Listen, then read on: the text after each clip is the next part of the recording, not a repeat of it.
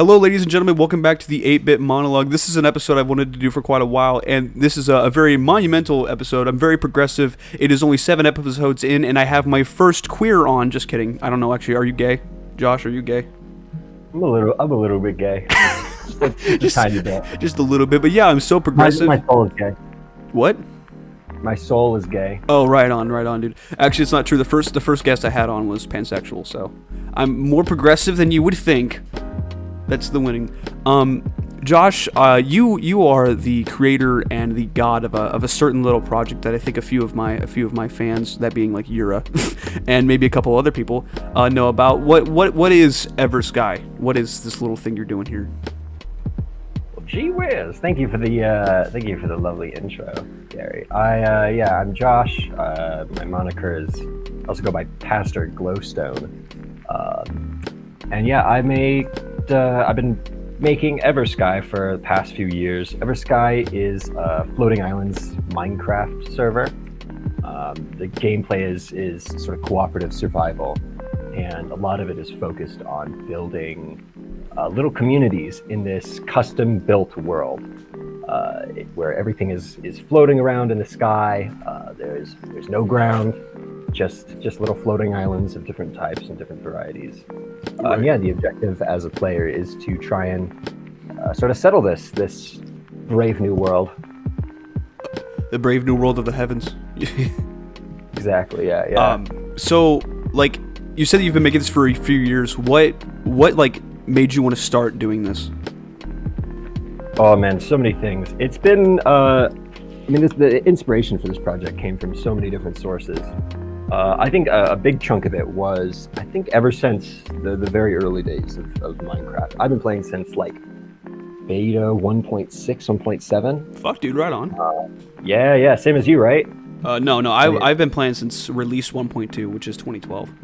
Dang. 8 years now. Yeah, it's I've been playing it since, I was just a little kid, and the thing that I was so interested in whenever it came up, it was like this whole part of the mythos of playing Minecraft were floating islands. Right. And eventually you had stuff come out like the Aether mod. Everybody was so excited for the Aether mod. I think it's one of the most well-known Minecraft mods that was ever made.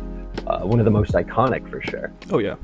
So stuff like that, got me really interested in it. I was fascinated watching like playthroughs of I never could figure out how to set up mods when I was a kiddo, but I'd be so excited to watch them. And I think one of the really fun things about the world of Minecraft in general was there was always this idea, at least when I started playing it, where just over the next valley or the next mountain, there could be something fantastic and insane. And so that was always the fun thing for me to build was the exciting new thing that's just over the horizon. So the world Eversky itself just came from the fascination Minecraft as a game has with floating islands. But the inspiration for the world came from so many things. There was for a while I've been this is some seriously nerdy shit going into this. For a while I've wanted to run a little tabletop game. I do a little bit of tabletop game shit, D&D and whatnot. Right on. And I've been wanting to run one with my buddies for a while, where it takes place in a world that's all floating islands. I think it's called a shard world in their D&D terminology, where they play like these sort of sky pirates, travel from island to island. Yeah, fun little adventure. So I based it somewhat off of the lore I had made for that world. But a lot of it, honestly, was just experiment. It was just fooling around. I had the Eversky, the start of the Eversky map, sitting around for ages. Right on. That's the best way. Like, the best ideas are just kind of like thought up. Like, don't get me wrong, there's like good ideas and good stories are planned out, but like it seems like the best elements of a good story are just kind of like, oh shit, what about this? And it just gets thrown in there, and it's beautiful. Absolutely. I think sometimes the best stories tell themselves. It's not really about planning at all. It's just about sort of finding that first little nugget. Yep. And oftentimes when you get a good idea, when you get a good story, when you get a good game, it just sort of takes off away from you. Yeah, that's and it sort of it grows and it transforms it into its own creature. It almost has a life of its own. That's the beauty of creating stuff. Like when it comes to Yeah, like when you just make something, there's I mean, you could sit there and you can write a story like over and over and just write different little short stories, but I've always found that like when I start writing a short story, I can pretty much tell pretty quickly if I'm into it or not, and if I don't like it, I just end up dropping the project altogether.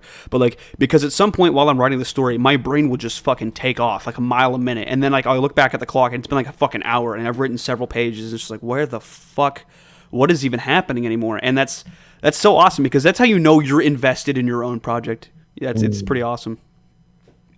From what oh, sorry, go ahead. I for the thing that turned me on to Eversky, both sexually and curiosity wise, the thing that got me going into it was I was just fucking around looking for a new Minecraft server, and I was like, oh, this is just going to be a floating island world Minecraft server, because I literally looked it up on Planet Minecraft. That was the search term I used, and then I saw that, and I didn't really read much into it. You know, I just kind of you had the fake whitelist thing that was there, and I did the thing, joined the server, was like, okay, cool, it's whatever. And then I meet two people. One of them happens to be a little guy named Euro Wizard, and he just fucking shows me around the place a little bit. Didn't show me everything, but he showed me enough, and he told me enough to the point where I was like, what the fuck is going on? What is this? Who? Huh? And it was the most, like, I guess, what's the word here? You're almost overwhelmed with curiosity and confusion, but you're so amazed by it that you want to learn. It's curiosity, it's everything. And that's what hooked me on it, was because it was like, I plopped into a world, I have no idea what's happening, but I'm fucking into it. And I love that about Eversky, because it was so mysterious as a new player. Thank you. That's definitely the vibe I want to go for. What you said actually does resonate with probably one of the biggest weaknesses of Eversky, and I think it's the biggest weakness of honestly any game at all, is when the game starts off too overwhelming.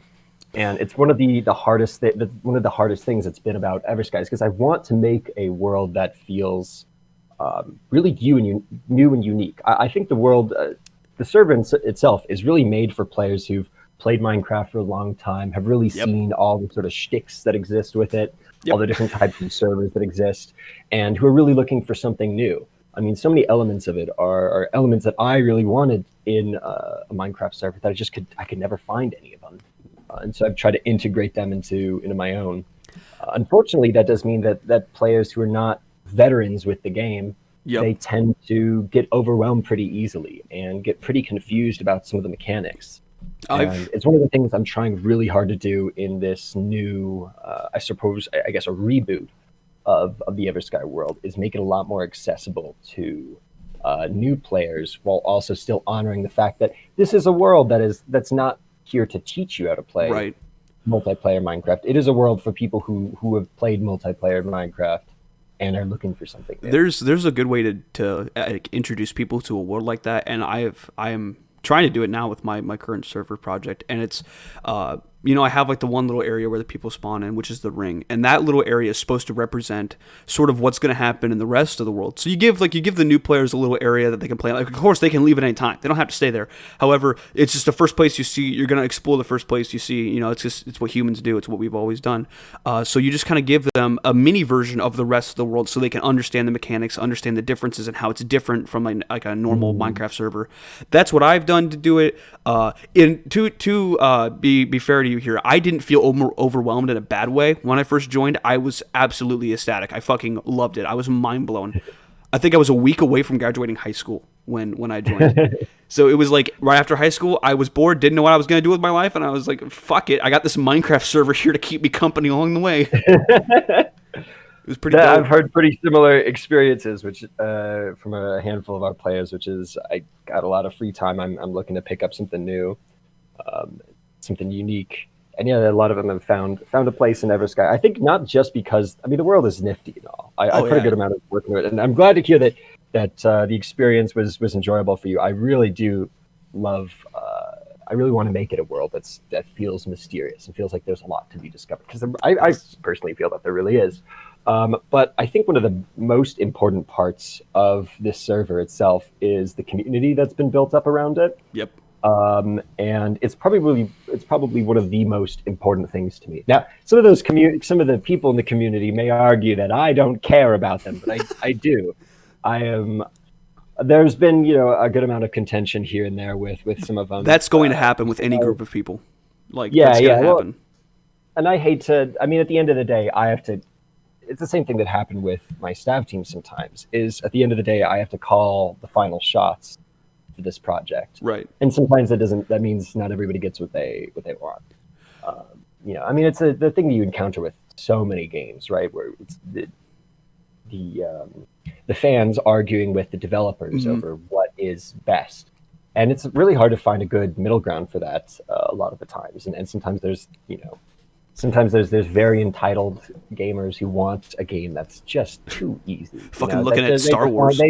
They want just like a power fantasy, and then there's sometimes developers who don't understand that when you start off with something good and people are enjoying it, you should just try and maybe you're allowed to adjust your goal to point towards more what the community has wanted. Yep. But so that's been one of the important things to me is I really want Eversky to be a place where a community can grow, and a lot of the gameplay elements of it are focused on building settlements.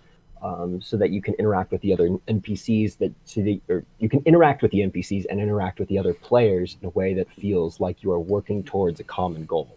I think so many servers end up being very, very competitive, and it can be fun.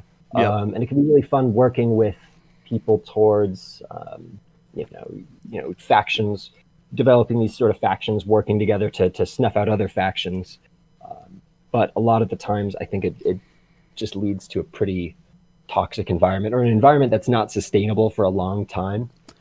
I have seen it be pretty like fucking weirdly sustainable, but what's always boggled my mind is how do people who play on these servers, and they're like, I'm talking like they're like small survival servers, like that are almost vanilla, that might have a few plugins to do with like the economy and maybe some auctions and shit, but it's like, how do these servers manage to stay open for so long and then like have people who have been playing on for years? Because I know myself, I get fucking bored if it's just normal Minecraft, because like I said, I've been playing the game since 2012. It gets really fucking boring. I've said that multiple times in this channel, but it gets really fucking boring for me. Eversky and the whole story of the Stitch thing in general has been pretty fucking interesting as compared to like normal Minecraft, and that's pretty fucking cool. Oh well, thank you. I'm glad to hear that. I do have a question for you. A really good question. Yeah. I'll ask all your questions. Yeah. So, in the early days of Eversky, how did you like map out building the world? Like, did you start in one place and then kind of just let it expand, or were you like fucking ADD as shit about it and just went everywhere? That's a fantastic question. A lot of the projects I work on, because I don't, there's so many different creative endeavors that I pursue. Making Minecraft shit is just one of many little things I'm into.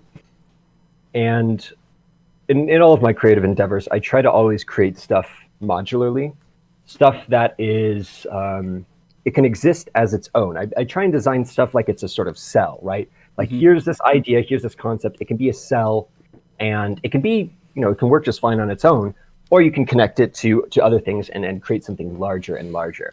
But the important part is that pieces can always be swapped out, things can always be changed later, and it gives you the flexibility to work on small scale, to work on detail work, while also leaving room to change concepts, to change focus, change idea, change mechanics down the road.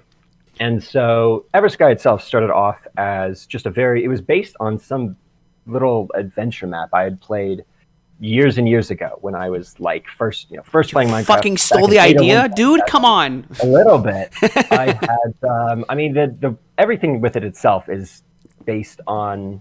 I mean, I said based on the Aether mod, based on just this mythos and the mystique. It's heavily based on. Just aesthetically, it's based on the Super Hostile series by mapmaker Vex. Which is absolutely stunning, absolutely fantastic survival maps. It's exactly the type of thing I always wanted from Minecraft, which is like, here's sort of you have a challenge to it, you have an objective.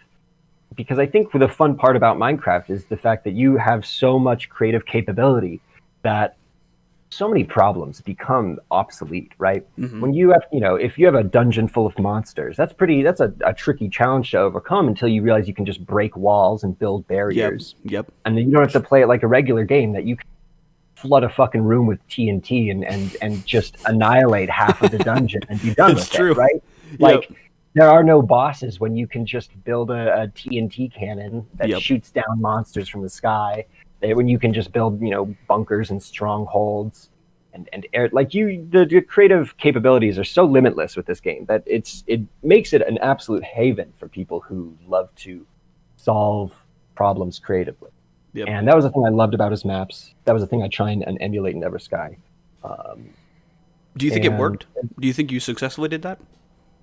I think there's some areas where it works really well, and there were some areas where it fell pretty flat on its face. Unfortunately, it's all about trying to encourage players to solve stuff creatively. Mm-hmm. One of the trickiest elements of any game designer trying to make a fun challenge is that players will optimize the fun out of a game. I'm sure you've heard this a million times. I've heard this from many people. Exactly, right? Players will find it doesn't matter. Many players, they don't care about what the fun route is. They care about what the efficient route is. Because for many people, efficiency is very emotionally rewarding in a game. I think it plays into the enjoyment of power that a lot of people play. Like, I did this as fast as possible. Exactly. It's the premise of most games. Speedrunning. I want to do this in a way that's very efficient, very well done. And so that's a tricky part about designing more creative elements and leaving more open-ended solutions for players. I fucking struggle with that, honestly. A lot of them just want to solve it in the easy way. Right, because I have that problem. Solve it in a boring way, right? People would rather sit around and farm 1,000 sugar cane so that they can sell it for 1,000 bloop coins so that they can buy the ultimate sword of destruction, right? Very epic. They could, right? And there's more fun ways to solve problems than just grinding, right? I want Eversky to discourage grinding as much as possible. That's totally fair. I think it's the least fun way to play a game. Absolutely. And there are people who I think people who grind religiously in Minecraft, it's always the end justifies the means, and then you realize you've spent 10 hours of your life total just grinding out this fucking mob farm, and then cool, you got the cool money or sword thing, proud of you. I think part of it is also the fact that Minecraft's a game that can be played very passively, right? I don't know about you. I love listening to I'll listen to podcasts or music, or I'll have something else playing in the background while I'm doing a more boring task in the game. And I think it's easy to get sort of addicted to the feeling of I can feel productive in this game while also enjoying some other form of entertainment. I listen to piano. That's what I've heard a lot of people sort of sliding into this trap of I can, I'll do something else while playing the game. And it's no, you just try to be more actively invested in the game. Right. I usually just put on some piano music to help me focus. I don't know why I'm weird like that. I don't put on other I don't watch YouTube videos while I'm doing the thing, because if I'm building something in Minecraft and I'm trying to focus on it, if I have something else going on other than something to help me focus, it's fucked. Watching a YouTube video just wouldn't work because I'd be focused on the video and not the fucking thing I'm working on. That's so interesting. Yeah, I many times I cannot work if I don't have something else going on. I get bored really quickly. Yeah, for me that's music. For me it's music. I can have music going and that's it. Anything after that I'm what's going on? What's going on over here in the TV show? What? I get you. That's interesting. What was I don't fucking remember. I got pulled away from the tangent of talking about Eversky if you wanted me to continue. I do have another question. It's kind of similar to the last one. Yeah. When designing and building the world of Eversky, which again for the 50,000th time is fucking amazing. Did you have any sort of philosophy with I have these things I can definitely build, but here's some things that just wouldn't fit in the world at all and I cannot put in? Or was it always an open book and you had all these ideas in your head that might work? You never really threw anything off the table, or did you have a strict things that you could not do? In terms of strict things I couldn't. Well, that was the lovely thing about designing it in a more way, right? So much room where I could go biome by biome, area by area, concept by concept, and design for that. The unfortunate thing was, especially in the early days of working on Eversky, stuff got. There were so many crossed wires when it came to creating content. especially when I started incorporating, the help of the other, because I had 6 other people on the staff team, then it went down to 5 and 4, as people slowly dropped off, and people got busy with stuff. I'm trying to think of how best to describe like the design philosophy for it, because the stuff that the biggest limiting factor with what we could do and what we couldn't do was what the hell we knew how to do. There are a lot of things that would be really fun to incorporate, but just in terms of how they would work mechanically was sort of beyond our grasp of, it's something that we need to like hire somebody who knew how to build plugins to do. There's a limited capability that I have with just the sort of command blocks and I guess now the functions of Minecraft commands and stuff like that. And so we'd have to design within that. And we'd have to also just keep in mind the time constraints. The fact that, it takes so long to make certain things. Especially, when you're designing a whole world for someone, right? Yep. And oftentimes, it's funny. Some of the most creatively rewarding places are like there are these huge sprawling landscapes. And they're some of the easiest to put together because they are just, when you're working big scale, you can just create things, but bigger. The trickiest stuff to work on was anything that required a lot of detail attention, and that is the stuff that takes ages and ages and ages. It'll take I'll be able to build an entire landscape in a handful of hours, but then if I sometimes I'll have like a single house or a little castle or something that'll take me months to complete because I want to the ambience and aesthetic of it. I'm putting so much time into the detailed aspects of it. So much time into shaping all of these different components and little hidden secret areas and details. And then you got to fit it into the world. Like then you have to fit it within its surroundings. Like you can't just plop it on a random island and call it a day. You got to like make it fit and make it work with what's around it. Oh yeah, keeping the ambience was one of the ambience and the aesthetic of the Eversky world was one of the biggest challenges of designing stuff. It was why we actually branched out into doing the other story of the Stitch maps, which was we had so many different fun ideas and concepts that we wanted to explore, but they just didn't fit into what we were going for with the Eversky map. You know what we wanted to explore some things that were a little bit more, I don't know, I guess less whimsical. The Eversky map is meant to be, and this is one of the big areas where I had to turn down certain ideas, because while I'm all for the sort of fantasy action, I didn't want Eversky to feel like threatening or scary or violent. I can think of a world that was like that. Aspects of it that are like very, there's some parts of it that are very scary, very exciting. I think the Nether, for example. Oh my God, I've wanted to bring that up this entire time. Where I was like, okay, we can have dark and scary shit in the Nether. That's okay. But the world itself, I wanted it to feel a lot more fun and like sort of the more whimsical aspects of a fantasy world. Just saying, from someone who played in the Eversky Nether. The Eversky Nether, for people who weren't a part of Eversky, was, imagine the Nether, but just, first of all, way cooler because it was all custom terrain, but fucking terrifying in every single sense of the word. Like, as someone just walking around in there, the amount of crazy shit that I saw, even in how little I explored, it was fucking terrifying. Because you never know when some fucking gas was going to spawn in and blow up a fucking chunk of the world the size of a fucking, like a normal bed explosion, if not bigger, and would one-shot you. You never know that would happen. And then it's like, sometimes these chunks would load in, and then you'd see something and go, what the fuck is that? And then the whole thing loads in, and it's like some terrifying Wendigo-looking fucking thing, and you're like, oh, is it going to fucking eat me? Like, like, what is it? Oh, the Nether Wendigos are fun. Dude, it was dreadful. I think it was the first time ever in Minecraft that I was like genuinely almost like scared to play. Like I wanted to explore more, but then I was like, I'm gonna keep dying in here because my computer is shit and I don't want to keep going in. That's the only reason I didn't explore more, because my shitty computer. And now I have a better computer. It's been that long. It's been what, almost it's been over a year, dude, since we've seen Eversky. That's crazy. It's been in progress for a while. Yeah, that's you have no idea how like excited I think I specifically me, I am very excited for that. But like how much bigger is the world? Are you willing to give away how much bigger the world is than the original? Oh man, I have all the little fucking stats and shit. I think before you've said at least twice as big. I think you've said that before. before the world was, I believe,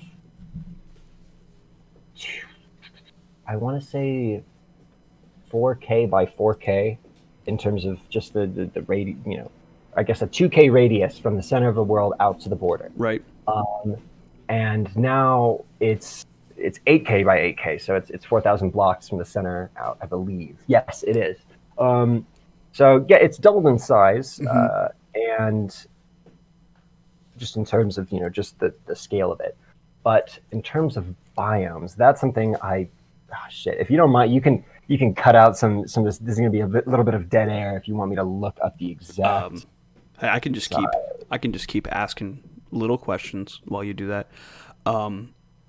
One quick little one. What are some fun little memories of players? Not like the staff, but I mean they played too, but like the people who you had no idea what they were gonna do, because it's just a person. You never know what a person's gonna do when they're playing your fucking game.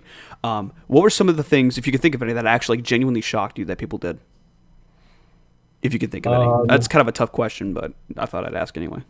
I'll think about some in a second. I want to just count real quick how many new areas we've added, if that's okay. Oh, fuck, I'm scared. And I'll take this time to do an ad read.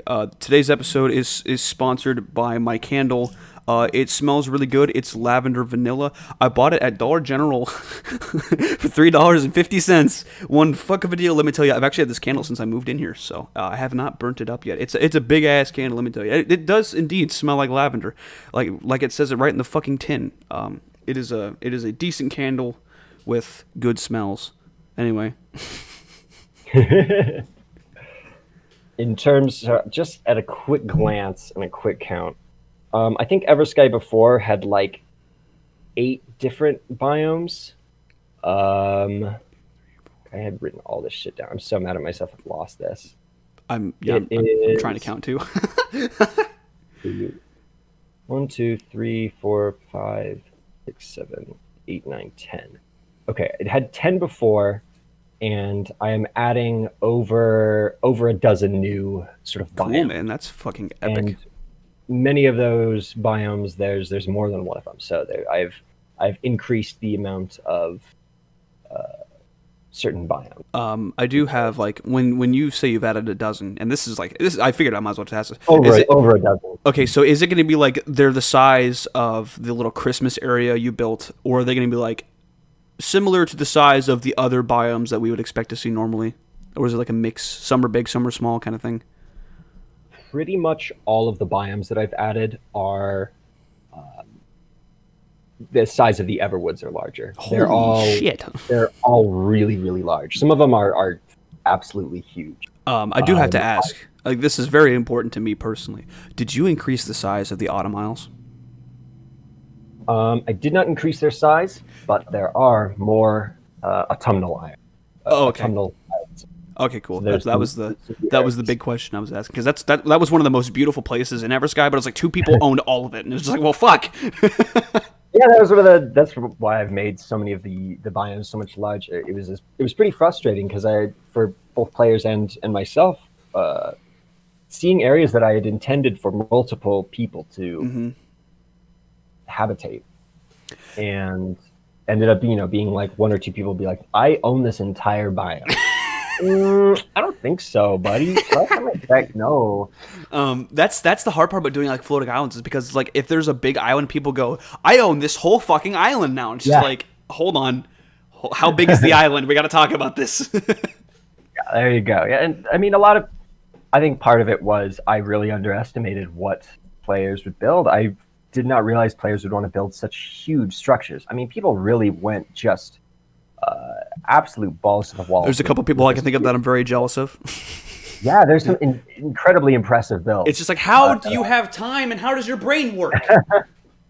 So I have one big thing that I've taken into consideration is adding a lot of new areas that are fun and interesting to build in, either because they have a lot of interesting resources, a lot of interesting sort of ambience to them. That there's some challenges in actually building with them in terms of the structure is not the easiest to sort of build on, right? And I think oftentimes that leads to people coming up with some pretty creative ideas in terms of, okay, I clearly can't build on this in the regular way I would make a house. I have to like, build in a more special way. And that was one of the most fascinating things you'd see people doing, especially in areas like Seed Shred, for example. Oh my god. Just crazy looking structures because, the islands themselves are, Fucking nuts. yeah, maddening, How right? did you how did you make that? Like, did you just turn like the noise value up really high and just make them all go fucking like really fucking tall? Like, what did you do to do that specifically? Because that's fucking whack when I look at that. Everything in Eversky has been made just with World Edit. Really, I should have learned how to use World Painter or MC Edit. Every time I've tried to use them, it's always been a little bit of a nightmare to use. each And each program has its problems. You know. yeah, and the thing with World Edit is there's certain aspects to it that I've grown to really enjoy. I think it's the same with God. Come on, let me pull up my. World Edit's fucking dope. I love World Edit. It's so good. one of my favorite tools. I'd highly recommend it to anybody who wants to build fun stuff in Minecraft. No shit. Capabilities that the doors that it opens for creativity is Infinitely astronomical. huge, dude. Like Minecraft by itself is infinitely huge, but then that is like, oh shit. Oh yeah, I wish that vanilla Minecraft had more features that were No similar. shit. But yeah, so it's one of those. I guess this is another thing when it came to how I designed the world and the philosophy of it. When it comes to designing anything, there's sort of two ways to go about what materials you use, which is either you come up with an idea first, and then you find the materials to realize that idea by any means necessary. And sometimes that really means forcing your materials to work how you want. If you want a beautiful painting, but you don't know how to paint, first step is to learn how to paint, right? Bob Ross, man. Alternately, if there's another sort of design philosophy, which is use the stuff that you already know how to do and take that to the most extreme level that you can. Right. And so that's why, there's certain art forms that I certainly don't consider myself an artist, but people who've seen my art, I like to do a lot of sort of really intricate and highly detailed pen illustrations. Oh, that's dope. And it's because it's one of the things I'm most comfortable with. And I like taking, the fun of just a small little intricate illustration with a pen to make these crazy, large, sprawling landscapes full of small details. And that's something that, if I wouldn't be able to do with other mediums. It's something that's really exclusive. I'm kind of limited to with just using pen. But with Eversky, it was like, I know how to do all these different things with World Edit. I know how to make these sort of weird and interesting shapes. And so much of Eversky, honestly, was like, I found out some cool new thing I could do with World Edit. And then I used that to make a biome based around that new mechanic that I had learned. What's nutty is that all of your biomes, well, most of them have been, specifically in terms of Minecraft, have just been the jungle biome, which is like wacky as shit to think about. Except for like I guess when you made the purple grass for Casey's little project, that was a different biome technically. And then of course the Nether is a different biome, but it's just like you've mostly done. I would say a big portion of the original Eversky was done in a jungle biome, which is fucking bizarre to me. Because it's just one biome to do so much stuff. It's interesting.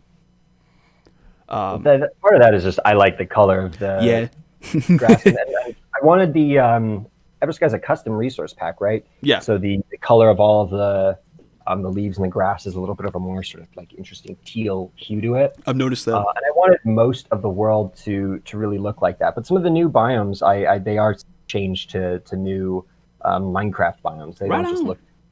So you guys have some new fun little mechanics to play around with in terms of what spawns there. I do have a question. I didn't put this on my little list, but I do actually have like a question that is actually concerning to me. In terms of like longevity, like what have you done to make this sort of last longer? Because I know that a big part of like the reason that Eversky was so I don't know, the reason a lot of people stayed was because of that interaction, and obviously you're not doing that anymore. So like, what have you done to sort of make it last longer without having to go so in depth with how you interact with people? That's a fantastic question, and that has been one of the biggest questions with how am I going to make this whole thing. I think part of it is just saying, like, people are just going to have to accept that this world has its limits, and that I think it's a world where, honestly, and maybe this is even for the better, where I think it's a world where you don't have to play in it, where you can actually play and get your fill and then hand down your legacy. One of the new things I'm going to allow people to do is a big thing I want to explore in the new map is people building settlements, building actual like little towns and cities in new areas. And every time they do, there's some little boons that they get for that. There's some elements of gameplay that are going to be limited by, okay, do you have a settlement that you live in or that you've built? I started to do that, but then it got closed. And I'm going to allow for players to basically, once they feel like they've seen everything, once they feel like they've really completed Eversky to its fullest, they can hand down their settlement to other players or other NPCs and allow that settlement to sort of continue on without them and just sort of be there, leave their mark, tell their story, and then that's that. Because I don't think that we need to play Minecraft forever, right? And I think agree. honestly, some of the most fun servers that I played on are servers that actually had legacies left behind by other players, right? By people who played there for a while and made their mark on It's the memories you take with you, man. Yeah, and then they ended up leaving and these stories for everybody else to find. Yeah. That's one of the beauties about like 2B2T, because there's so much stuff, there's so much history in that server. It's like, oh my god, it's a fucking history book walking through there. And there's all these different stories, mysteries that people who were once there, left their mark in some way. It's so interesting. I have a lot of stuff to say about 2B2B, both good and bad, but I can definitely respect that element about it, which is even though, I don't know, a lot of the stories on there have not been particularly interesting to me, I can really respect that they are so valuable to the players there, that they have really made a culture where it is all about, the fact that like, just the cultural phenomenon, because every server has its own culture, as silly as that is to say, right? It has a culture. But, there is the culture of like leaving signs at locations to say like, oh, I witnessed this place or I witnessed this. I find that very fascinating. I love that a lot. It's something I would just do in regular Minecraft. And so seeing people do that on a large scale, it'd be that a thing that everybody does. And it seems like even people who like enjoy griefing and shit will oftentimes leave like little like the sign walls that people have made, which I have a lot of respect for. I think that's awesome. Yeah. So, stuff like that, I can have a lot of respect for a server where there is community value for the stories that other players have told and have left behind. What do you think the culture of Eversky is? I've heard a lot of, it's hard for me to say because I'm honestly, and this is one of the trickiest parts about it, is I'm actually not a part of that culture. It's one of the frustrating things, and I think a lot of people have sort of criticized me for having this attitude like I'm above Eversky, like I'm above the people there.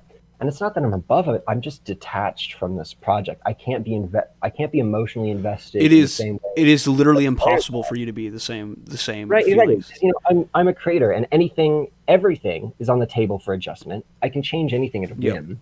And it's all about like, well, what do I feel is best to build? And there's so many considerations that I have to take in creating that, players absolutely don't have to. And so the culture that I think a lot of people wanted Eversky to be was this sort of like chill hangout place where they could just sort of hang out and build some stuff with friends and not really worry about like, I don't know, any sort of, it seemed like everybody almost rejected the idea that I wanted it to be a map that had its challenges, that had its exciting elements. It was one of the frustrating things with so many people just ignored the nether. They said, oh, that's difficult and frightening. I literally had no choice. I was like, I made this whole interesting challenge for you. Are you guys really going to just ignore it? It's one of the criticisms I've heard about the dungeons that I made. The dungeons are too... I have all these sort of dungeons scattered throughout the map, and that they're too challenging, or that they're only rewarding really talented players. And part of that's your own undoing, though. Part of that's your fault, because it's Eversky, the map itself. I mean, no disrespect, but like it's almost easy to live in if you're not like exploring all these difficult places. It's just so easy. It's easier than a normal world, I would say. Oh yeah, it's an incredibly forgiving map. Right, but then when you suddenly give them the Nether, which is just almost, I would say it's a character foil, except not a character, but kind of character foil to what Eversky is, and it's so like insanely difficult comparatively speaking, and just in general that people don't want to do it because they're like, I didn't come here for this bullshit. What the fuck is this, dude? The difficulty gradient between the two is pretty tricky. It was 0 to 100. I wish there was a way for me to more easily integrate a sort of challenge slope between the regular world and the Nether.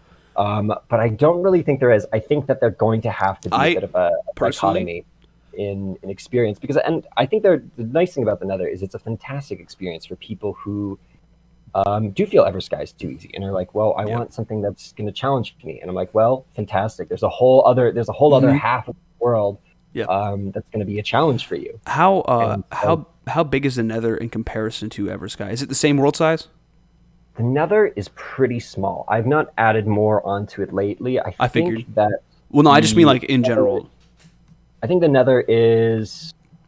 I think the Nether's also 2K diameter. And I'm going to actually leave it the same size because one of the weird new bugs of Minecraft is before, when you tried to build a portal in the Nether that when you hopped out of it, it would take you beyond the world border in the overworld. It would actually just pop you out right up against the world border.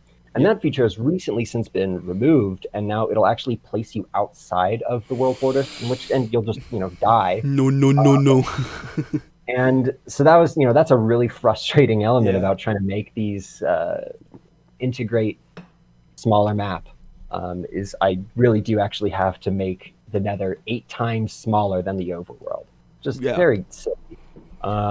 But that's sort of going to be the new look of the Nether, which I don't want players just to pop out of a portal and die. The thing about it that got me with the Nether was, number one, at first I was very obviously for obvious reasons, I was very excited about the Nether. For very obvious reasons, religious reasons even. And getting in there and then exploring it at first was just fucking insane. And it was immediately going in, I expected it to be harder because it's the Nether, but in no way, shape, or form did I expect it to be as difficult as it was. And then the other thing was, I think around the time that the server was kind of slowing down, people started getting more upset because I don't get my interaction, And about that same time, people just started getting more upset, so we got some more trolly figures who would just kind of camp in the Nether and just kind of kill people, and I was like, oh, that's yay. But that's going to happen because of just the way the Nether is, but I think, personally, I really fucking love that sort of just opposite to each other, and that makes me wonder what the fuck you're going to do for the end, because you have these two, the Aether and the Nether, that are so opposite. I don't know how the hell you'd fit the fucking end in there as a third pillar. When you have these two that stand up so fucking well together. The end is going to be the fourth and final update I'm going to add to Eversky. If I ever add it, all of the updates after this initial one are going to be we'll see where I'm at. Because they're, they take so much time to complete. The end itself is, I think in many ways going to be much harder than the Nether. The consequences there are going to be pretty brutal. But at the same time, I think the end is going to, I don't know. I have so many different plans with how I want to create the end, and I think it's going to be similarly brutal and dangerous. But there's going to be a lot more focus on the loneliness of the end rather than the constant present paranoia-inducing danger that is the Nether. I want every area to have its own. One of the biggest and most important elements in designing Eversky, and I think in any sort of game design at all, is developing a really powerful ambiance. Yes, a really absolutely, powerful aesthetic. Because even a mediocre game that has really good ambience is something that people will remember for the rest of their life. A game that, when you play it, there's a specific feeling attached to it. And everybody who's hearing this, I'm sure almost everyone has had that experience of a game that comes to mind where they're like, that feeling when I played that game. I can't find that anywhere else. Or it's very hard to find it, right? And so that's what I really want each of these, every map I've made. I've made so many different adventure maps, and recently I think I've gotten the formula a little bit better down pat with Eversky. It's really important that it has a very particular ambience. It has to feel real. It can't just feel like, oh, this is a location in a random place. Like, no, this needs to make sense with what it is. That's so important because it needs to feel as real as possible to sort of bring that immersion in, and you don't want to break that at all. That's the hard part about building a custom world in Minecraft, because it's like you could build this beautiful fucking like city, and then like 20 blocks over there'll be someone's dirt fucking hut making it look like complete shit, and it's just like, great, thanks, guy. That's one of the trickier parts about working on this map. Because you know at some point someone's gonna go in there and be like, I'm gonna build my fucking house right here, and it's just like, no, that's exactly what you're not supposed to do it. Oh, that's the fun. There's some charm to it, though. I will say, I love new player houses. I mean, there's houses that are like lazy and they suck, and I don't like them. I don't like lazy building. I love players who aren't super adept with the game, or who haven't, I guess, fallen into the trap of like, here is how you should build in Minecraft. Yep. I mean, my spawn itself has that. People have criticized me a lot. They're like, why does your spawn look like shit, dude? These buildings suck. That's the point. And like, they're supposed to. They're supposed to not. They are intentionally very simple buildings. I love that too. I don't want to tell you how to build your. And the funny thing is, you'll see this two styles repeated throughout the world, where some of the structures that I make they have my style to them, which is incredibly complicated and detailed, and more in line with what most people in Minecraft would consider. Okay, this is what is a good build. Yeah. And then there's other areas that are intentionally very simplistic, and they're supposed to feel more like a sort of generated structure, right? They're supposed to feel like something that is simple, because I don't want my builds to overshadow player builds. Other people's builds. It to be something that, the feeling that I want players to feel when they walk out into the first sort of arrival town, the little spawn area, is to say, oh wow, look at all of these floating islands, and look at this little rinky-dink town here. I can build a better and bigger town like that. That's the feeling I want players to feel, because they can, and B, I want to see their best, houses. I want to see people creatively use the landscape and make something that's really interesting. And so that's how I want to try and sustain the Eversky world. And I've accepted that it's not going to. I mean, I'm going to just, as long as people are playing on it, I'll keep paying for the server. I'll keep it up. But in terms of how players are going to take enjoyment from it for a long period of time, I think it's just going to be about how does the landscape challenge you. And the biomes are so big now. There's I want people to feel like they can just go anywhere and build, that they can have a settlement in every single biome if they want. And more importantly, I want to encourage players to say, well, it'd be difficult for me to put one in every biome. How about I build with everybody else in every biome? Everyone builds a sort of city together in each different area. Oh, that'd be badass. And so I think that is how I really want to encourage gameplay sustainability. Is not that there's some new story always over the horizon. There's a lot of details in the world for people to explore and find, a lot of fun secrets, a lot of fun little things.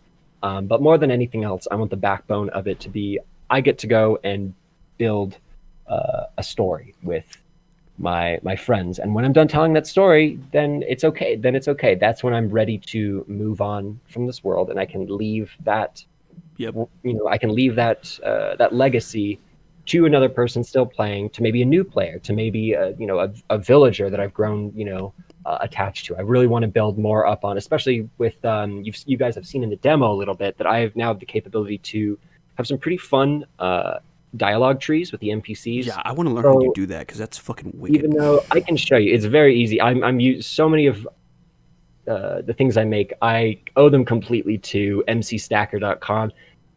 Amazing tool for anybody who's absolutely.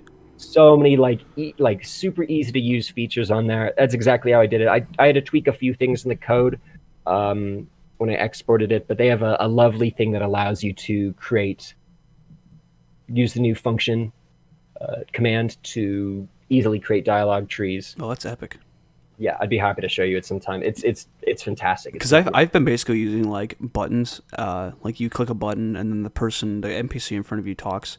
But I mean, if you could just like almost have it to a point where you can right click the NPC and then the dialogue tree would show up, that'd be fucking dope. Because that gets because there's like that problem where if you put any NPC on a second floor and there's not a 2 block gap between it, you don't have enough room to get the fucking command block underneath the button that you've put.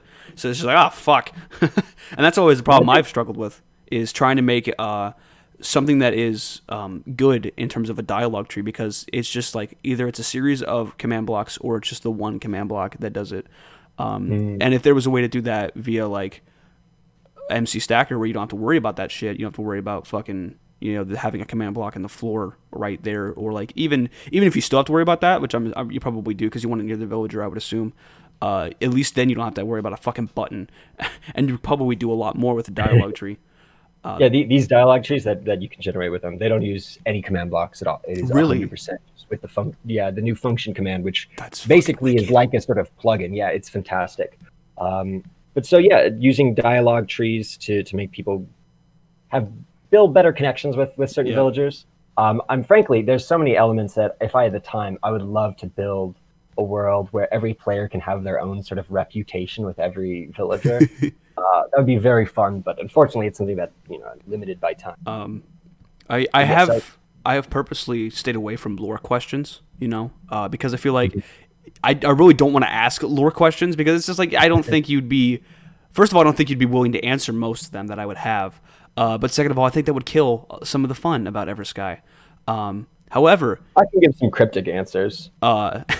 Would you mind if we took a brief intermission? Yeah, sure. Quick? Yeah. Take a break, dude. Excellent. Okay. You know what? We're fucking almost an hour in. I think that's good enough time to start asking the lore questions that I may or may not get answers to. But I feel like anybody who is from Eversky who's watching this is going to probably want these questions the most.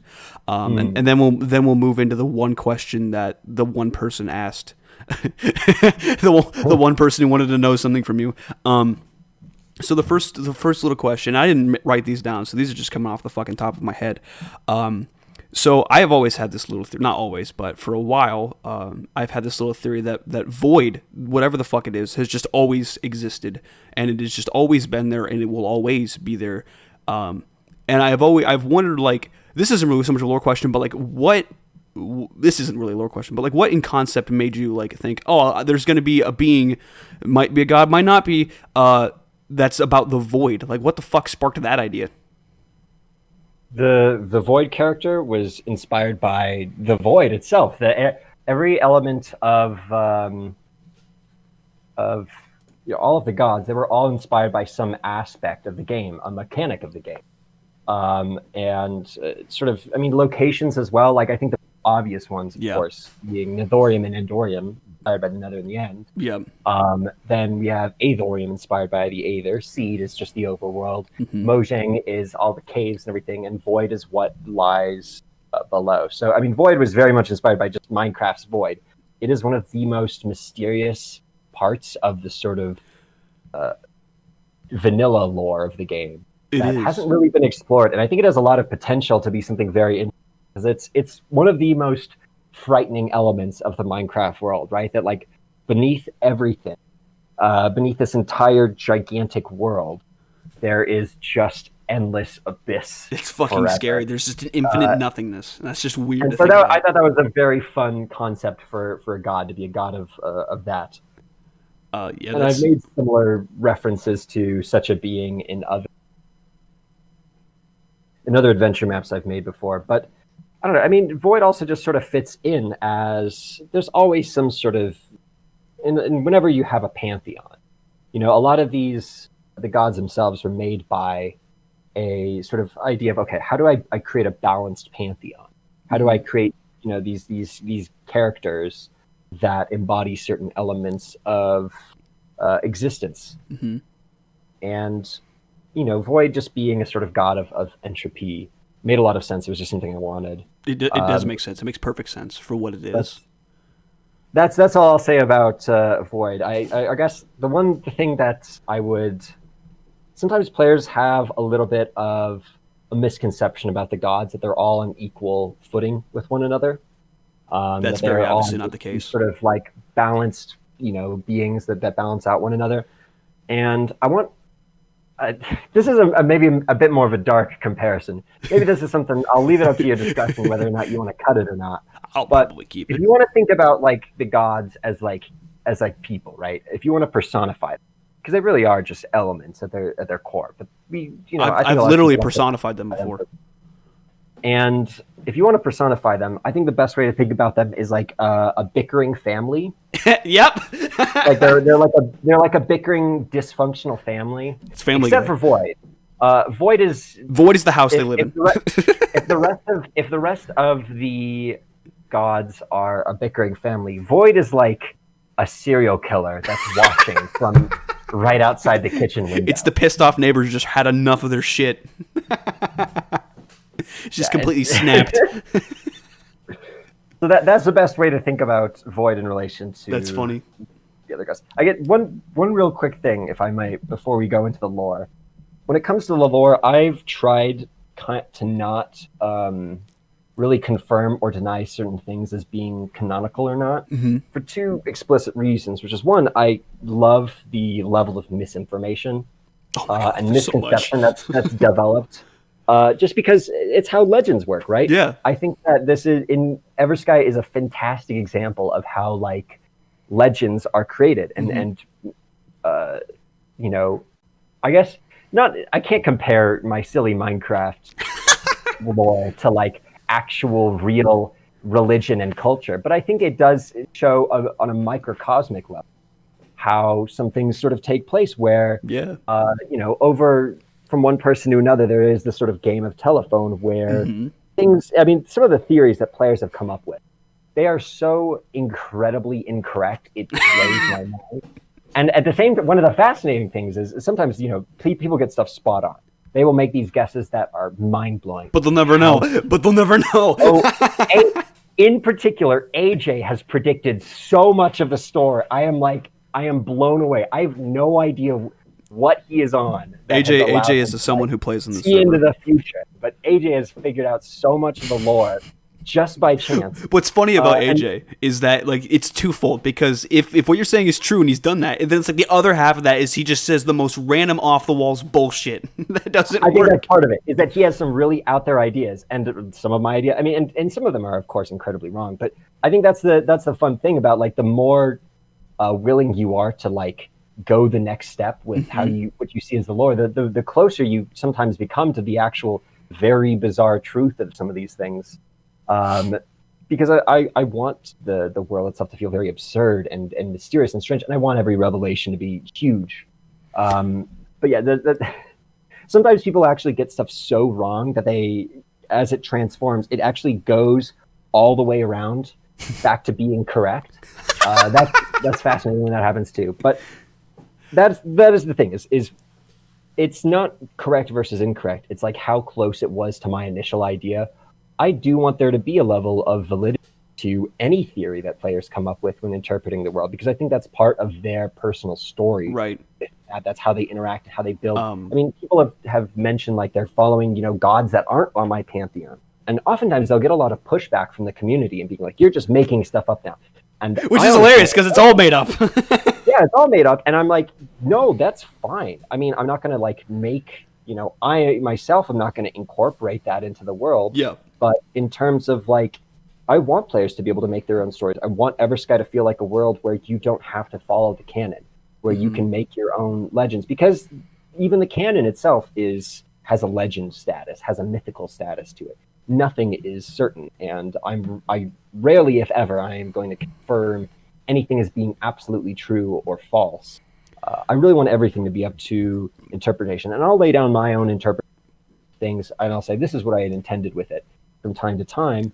But more often than not, I really want to encourage everyone to kind of follow what they think is, their own interpretation of the story. So I have an interesting lore question, one that I've thought about quite a bit. So in Minecraft, the sun and the moon technically never really go away. They're always like revolving around. They're always there. And in Eversky, if you look down, you can see the moon or the sun, whichever one is opposite. You can see it down there or up there, because it's floating islands and there's no bedrock. So obviously you can see it. And if what I have been told, even in game, from like maybe the ringleader who is an NPC, for anybody who's not a part of Eversky but is watching, I was told, I think from the ringleader, that Nethorium was kind of the sun itself, so that would lend to, well, I guess you can assume from that the moon would then be Endorium, and I've always kind of wondered if that is literally the case, or if it is supposed to be up for interpretation, or if it is sort of metaphorical, what they are, and they're always like watching kind of thing.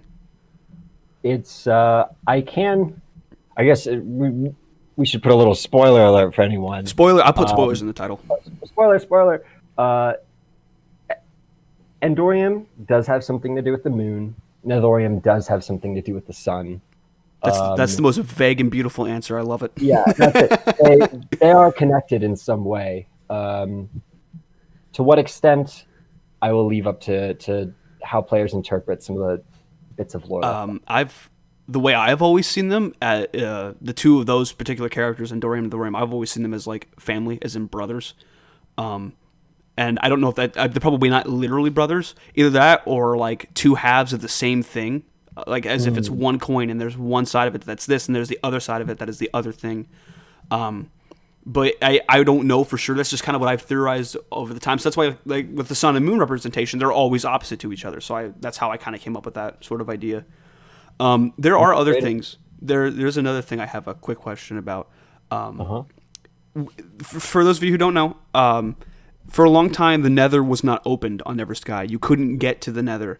And for multiple reasons, certain events took place where the Nether was opened up and access was gained to. I'm assuming one of the reasons you couldn't go was because, A, it probably wasn't ready yet, and I'm assuming you were waiting for a time for it to be ready. But not a boring answer, like a legit answer is boring. So for lore reasons, I've always wondered what the fuck that reason was, because I've heard that it was Aethorium was not letting the people go to the Nether, or it was that she banished Nethorium from allowing travel, or it was just that Nethorium just didn't really want people to go in, or either way, I've never actually fully known what that has been. And I have used that as propaganda. I have gone on tirades about that. Very good. She's blocking us here. We gotta get out. I think there's a little bit of value in the answer, which is, for a while the Nether was just not complete. Yep. It's the same reason that the Nether, the end has not been accessible yet, because the end is not. And I think a big part, the lesson to be learned with that, just I mentioned before, working with materials rather than sort of forcing them to be what you need. And that was how a lot of the lore of the world itself is honestly shaped by the limitations, right? Mm-hmm. It was one of those things where I was like, well, I don't have the Nether ready yet, so how can I make that an interesting part of the world? Because what I really wanted to avoid with so much of Eversky was like, it's just, sort of video game logic. Yeah. I really wanted to push into like, well, how about I make the limitation something that's intriguing? How about I actually make, I can change the story however I want. How would I, make certain limitations interesting? And that was one of them, where I found it was, and so many of these things, they're very serendipitous. You start to work on an idea and you find out it blends in really well with the rest of the world, or you find out the rest of the world blends really well with this idea. So the Nether itself, and why you weren't able to access it early in Eversky, in terms of the lore, was that all of the gods have a certain amount of influence over their domains, and all of the gods are also at the same time vying for power. There is definitely this sort of power struggle that's going on between all of the gods for the sort of whole of existence. Each of them wants more control than they currently have, and some of them have allied themselves with other gods. Some of them are, they have personal vendettas against certain gods, but all of them are working to try and have the most influence, the most power, and for that reason, they within their own sort of domain, their own sort of little fold of reality, their own dimension, they have more influence. So Aethorium was able to prevent nether portals being opened in the Aether until that's sort of the play that the runes have had, is that they are pieces over power, right? I don't want to give away exactly what they are. I've always interpreted it as pieces over power. I think that's a good interpretation. I do. They're all a they definitely allow gods more influence or less influence depending on where they are given and who has them. So that is how you can sort of shift reality itself. Is you can shift reality in each of these worlds by giving one god a little bit more influence than the other. I have been told, I think me and a couple other people have been told this as well. I specifically asked a certain somebody who used to be on the staff team some questions about, if things had kept going, and let's say, for example, if my little plot with Nithurium kept going, I have learned what could have happened, not what would have, but what could have happened. And then it's just like knowing that you guys had some ideas planned ahead, some things, some ideas about what would happen if certain events took place regarding the gods and what the characters and the players' actions were. Knowing that you guys had that kind of stuff planned out, sometimes, not all the time, obviously, was pretty fucking cool. And I'm not really gonna. Although it would be cool to find out that some of the things I've been told are either right or wrong, which that'd be fucking dope. But I don't want to waste everyone's time here by just asking the questions I want to hear, because I feel like there are other questions that other people might want to hear as well. There were books. I don't know if they were in Everwoods or if they were in Eversky. Everwoods was a different map. For everybody who doesn't know what that is, if you're somehow or some reason still watching this and you have no idea what we're talking about, what the fuck? Everwoods was a different map. Like Eversky, there was a lot of sky, but in this time there's a lot of woods, just big woods and big caves to contrast that. Very, very deadly, scary map. But I think there might have been books in that map that told about a loveless marriage. I'm assuming it was metaphorical between Endorium and Seed, and I'm very, very curious about that. If there's any details on that you'd be willing to give out. If not, understandable, we can just skip right to the next thing. A loveless merge. I think that, that honestly, I'd have to go back and read some of the content that I had created, but that doesn't strike any real memories with me. I think that it sounds to me like the closest is likely me just mentioning that, all of the gods want power over one another's dimensions. That makes sense. So that is my best guess there. I could be remembering that wrong. I could be like misreading I could be misreading what somebody else told me about some book that their friend saw. But that's what I remember. And Everwoods in itself, like, I know we didn't get to explore a lot of that, so that would be a whole fucking like different topic or like a mini topic to talk about, because there was just so much there that just never got found, never explored, or never really explained. And I don't think am I correct in saying that we'll probably never see Everwoods again? All of the maps that we've worked on that have been, I guess really it's going to be just the Mojang, Void, and Seed worlds. All those worlds I'm going to put up for download to the general public once I've completed Eversky, and once it's been up for a while. I think once people have sort of reached a similar point where they're going, okay, I've seen a lot of the stuff on Eversky. Yeah. I'm kind of interested in doing something else. Because that's the thing, is I don't want exploring those worlds to take away from the fun of exploring Eversky. I don't want them to compete at all. Once I don't feel like there's going to be any competition there, I'll allow everybody public access to those maps at the very least, and maybe some of my other adventure maps as well. Cool. But you guys will get to explore. There was a lot of areas that hadn't been accessible simply because I had just had the world border too small because they were unfinished. Yep. I remember finding the world border and then realizing there was more past it, and I was like, what the fuck? There's the map itself is very, very and yeah, the initial plan I had for the story of the Stitch maps was to allow people to explore a small portion of the map at a time as I worked on the next one. And I think that's something that would be sustainable with a large staff team. Yeah, but by yourself, that sounds fucking insane to try to take on. Frankly, I mean, it's the issue in general is that I don't really want to be building Minecraft maps forever, right? Right, dude. I really consider Eversky to be my kind of magnum. This is my final sort of act of love towards this game that I played for close to a decade, if not over a decade. Damn, that's nuts. Which is like, it contains pretty much everything I've ever wanted to build. There's so many things I've always really wanted to make, and I never really felt I had the capability to make them. And now I do. I've played the game for long enough. Anything I want, I can just make it happen like that. Right on. So now we have all of these things in the world, and I think it's going to just be the love to the stuff I make. Not saying I'm swearing off the game forever, but in terms of big projects, Fuck Minecraft. there's other mediums that I really want to explore, especially in terms of I want to look into designing games myself. I want to look into helping with, I guess, just I don't know, more independent game design that isn't limited by Minecraft. I have thought that other than maybe Eversky, advising some people who were going to make Minecraft maps, giving some information, some tutorials on how to do there that you sort go. of stuff. I have thought that Eversky by itself and just the mysteriousness of it and the whole ambiance to it and story of the Stitch in general would make for an excellent fucking video game and just an excellent set of books. And it's insane how far in depth you can go with such a world it starts in Minecraft, but then you can literally take it to wherever the fuck you want it to. It has that much potential, if you ask me.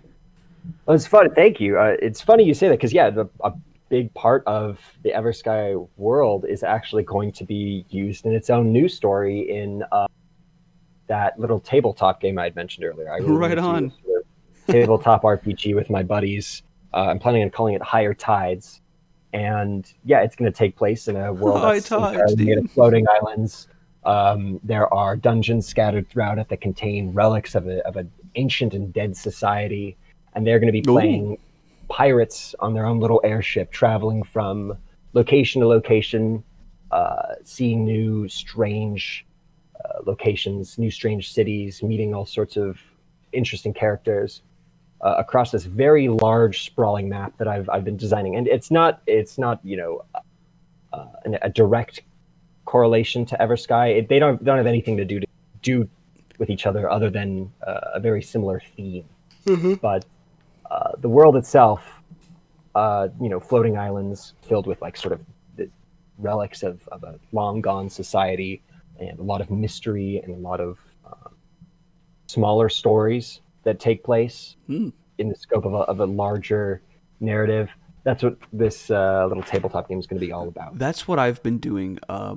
As you know, I've quite literally been writing little like short story fan fictions of Eversky just for fun, And what I've wanted to do, and I've written a couple stories, just short stories, just a couple of them, maybe make, 6, 7 of them, and then finally just work on one fucking big one to tell an overarching narrative. But the reason I want to do that because I feel so much potential with Eversky, and there's so much world building that can be had there, and then to tell like a really fucking cool story in that world would be very epic.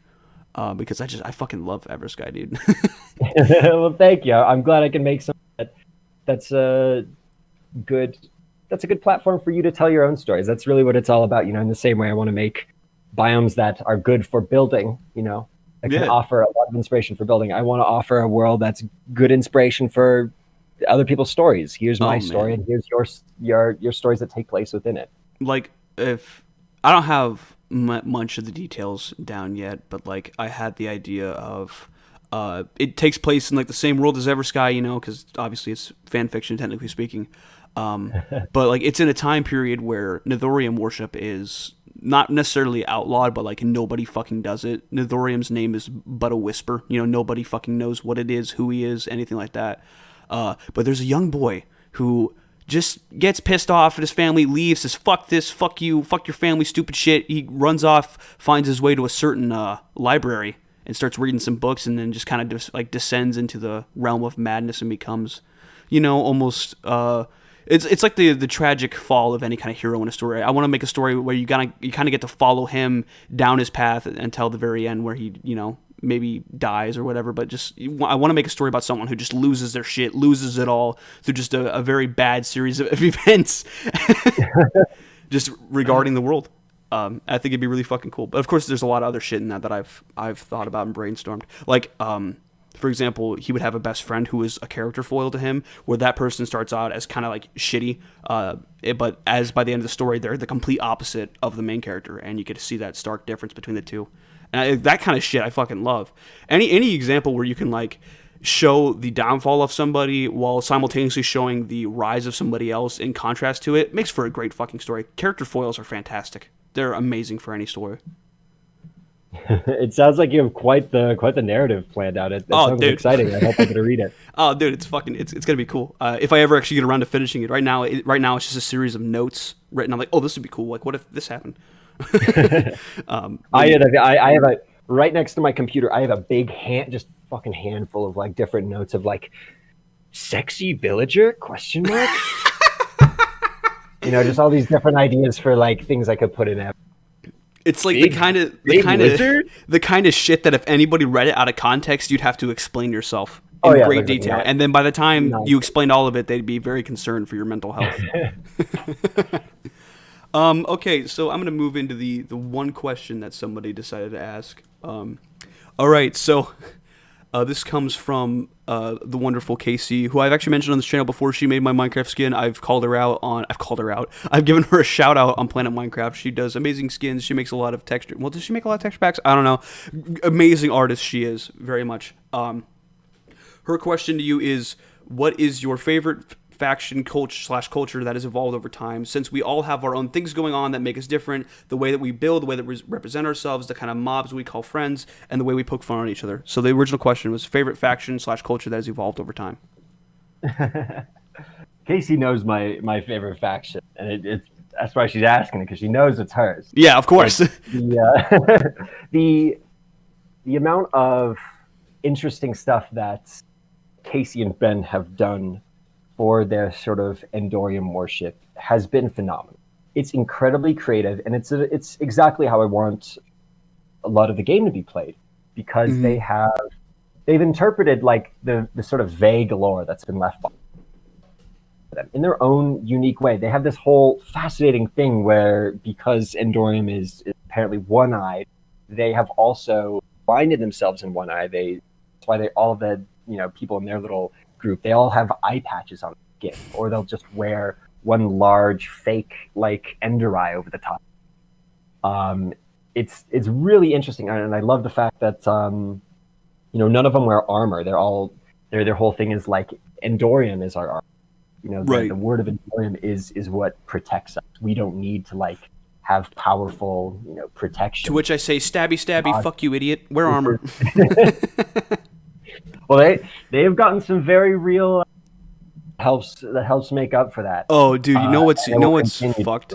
I have always thought that those two in particular, they're the kind of people that have done so much shit, but they've done it behind the scenes that nobody recognizes what they've done. So I feel like when Eversky 2 pops up, it's gonna be like, oh shit, you guys did this? Thanks. There are they've definitely mastered, I think, what Endorium is all about with the trickery. Oh yeah. Not 100%. searching for power without glory. They have the amount of like secret networks and bases they have all over the map is fantastic. It's been really, really fun, and the amount of it's definitely no coincidence that when it came to learning lore, they were some of the quickest.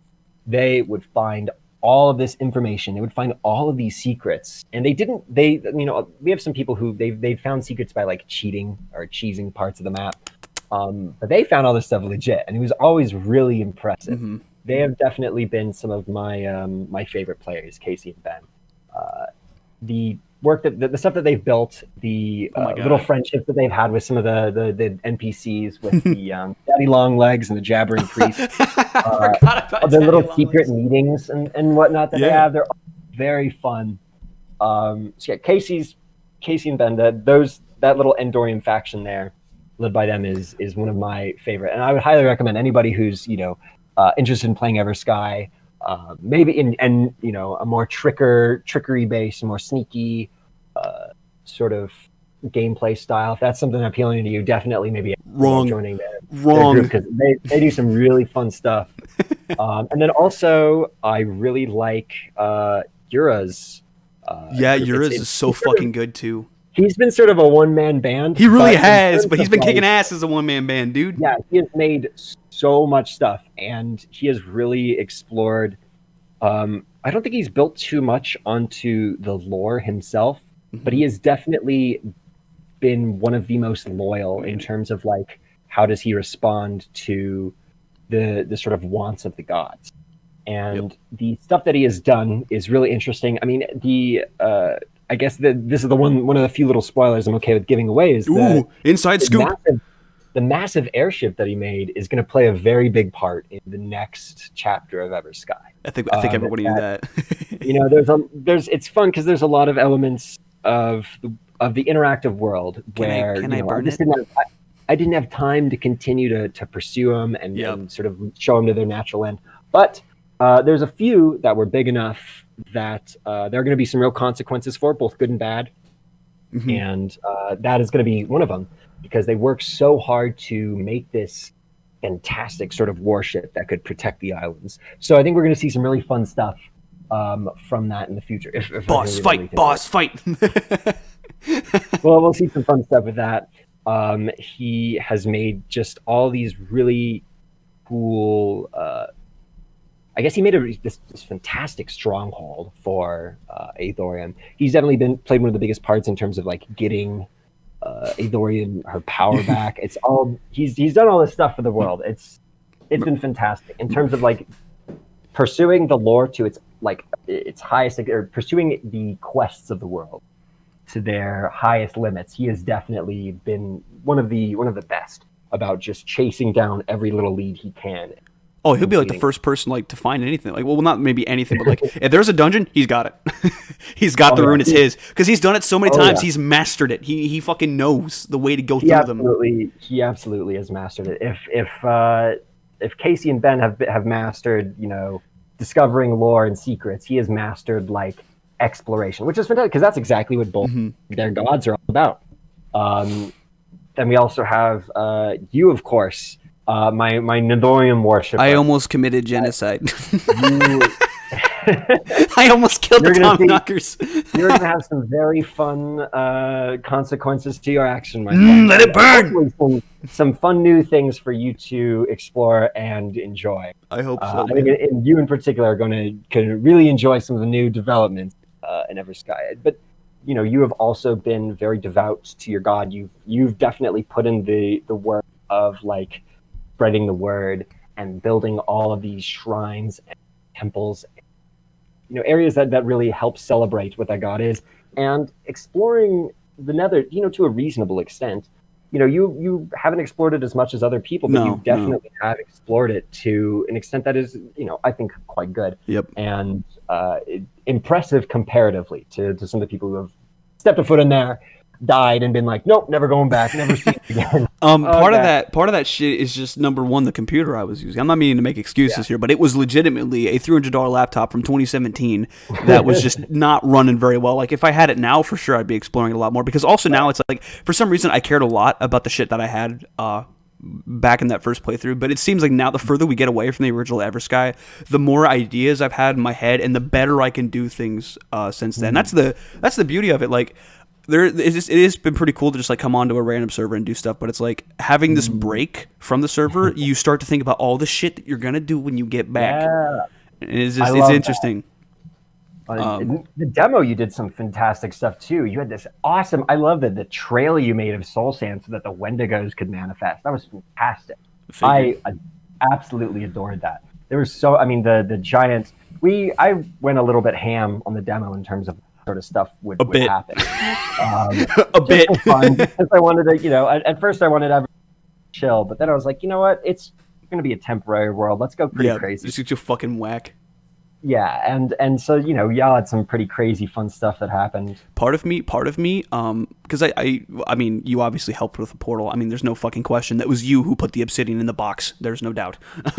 But I thought about that. I was like, man, this portal, if it stays and it gets put into the actual Eversky, it's in one of the worst possible spots. It is right in Seed's fucking homeland.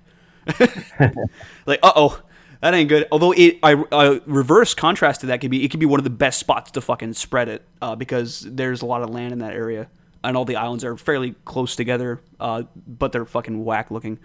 Seed Shred is fucking whack in general. I would say that is not the hardest biome, but definitely up there in terms of difficult to live in. Oh yeah, difficult to live in, difficult to explore. Difficult to strive in. I am it's in the new map, it's going to be one of the largest biomes. You guys were only in a small portion of it, and there's something very interesting that is now in it that I think a lot of people are going to enjoy.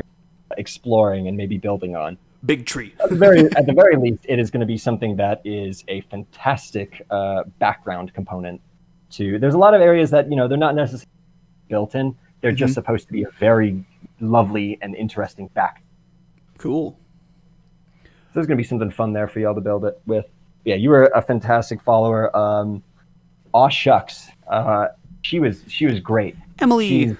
Emily was one of the most interesting players as well when it came to how she sort of manifested the elements of her god.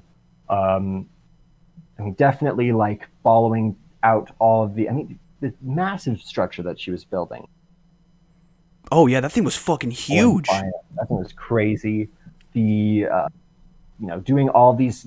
There was a lot of stuff sort of that was happening behind the scenes with her as well in terms of what she's doing for. That makes sense for Void. God, she was probably one of her and Yura, I think, were some of the strongest players when it came to what sort of materials they had gotten. I think I might end up needing to remove it or alter it, but I don't know if y'all remember the Stillborn Rose was something that she had gotten as a quest item, and that was probably one of the that was a very powerful item before I had really planned on expanding Eversky, when I really wanted it to just be a small group of players that I made stories for. That thing, it made it so that when y'all were lucky that she was a very benevolent player in many ways, because that thing turned off the natural health regeneration in whatever dimension that she was in. Oh, that's badass. Whenever she was holding it, the health regeneration would be turned off, but then she would be the only one who actually would regenerate health. That's awesome. That is so fucking cool. So that was a pretty nutty item. So and I want to hide more crazy fun quest items like that. I think they're going to be something that only one person can sort of have at a time. The new Eversky map? But they are a thing that exists in it now. Are you changing the way potions are made? Because I think almost everybody now knows how they're made.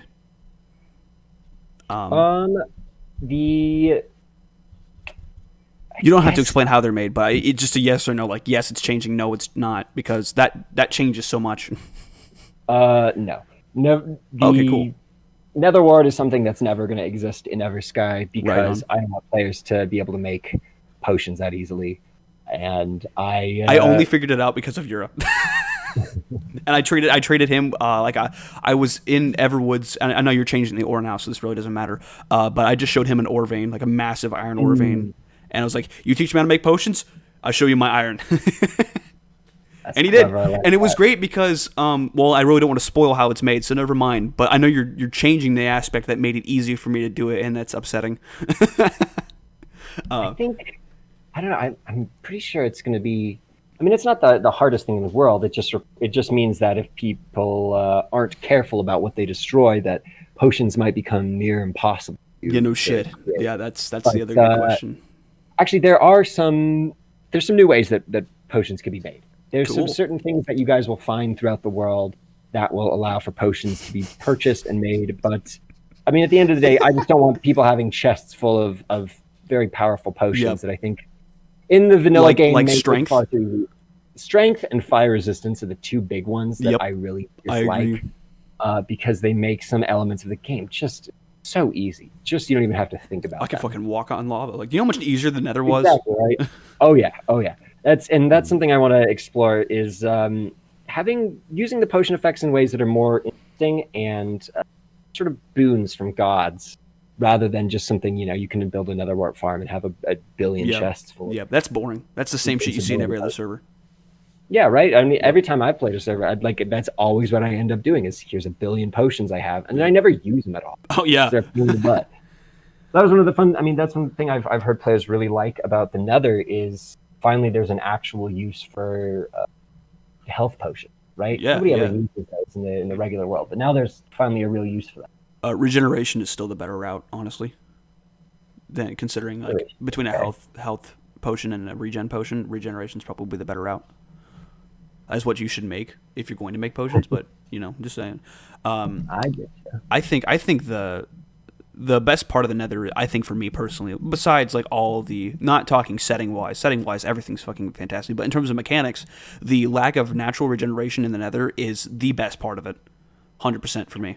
Because I think it makes it a lot more interesting. that's the reason on my server I have it turned off, is because of the Nether. I was like, oh my god, this changes the entire way you think to play the fucking game. Oh, absolutely. And it's insane. It's very funny. Before Eversky, I had another world that I was playing on for a while, or that I had another custom world I had made for people to play on, and that world had health regen turned off as well. And so there were a lot of like little things that you had to do, and if you wanted to be able to explore, it made it so you always had to go back home and restock up on supplies and then head back out again, which I think is the most fun way to explore. It's also, I would say, it's more rewarding for people who, like, if you have a tough obstacle ahead of you and you know you can't regenerate health easily, getting through it is even more rewarding, because now you know that you couldn't have just eaten pork chops and gotten through it. You actually had to take the time to make the potions and whatnot, if you can even do that, and get through it. It's much more satisfying to complete a hard obstacle with that in the way. For sure, and it makes people have to find more creative options. You got to think.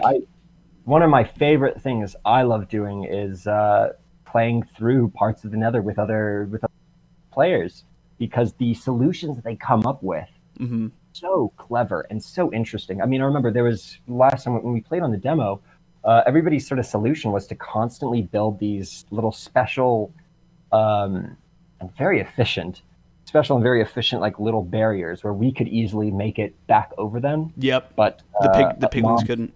Yep. The piglins couldn't. Yep. So, putting those in every room, and every few rooms or so building like a sort of storage area and a little sort of, okay, well, when we all, if any of us die, we'll come back here, we'll grab resources from here, and then we can continue on.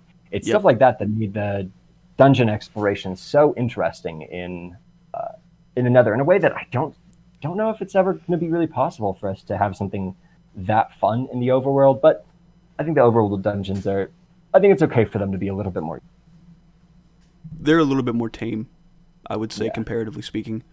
My favorite part about the Nether dungeons was, you added in a new type of pigling, and that fucking scares me.